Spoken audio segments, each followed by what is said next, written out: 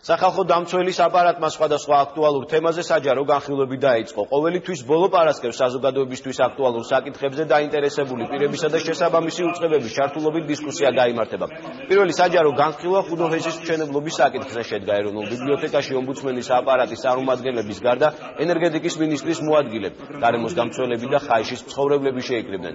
მხარეებმა პროექტის მნიშვნელობაზე ისაუბრეს და განიხილეს, ხდება თუ არა მისი განხორციელება ადამიანის უფლებების გათვალისწინებით.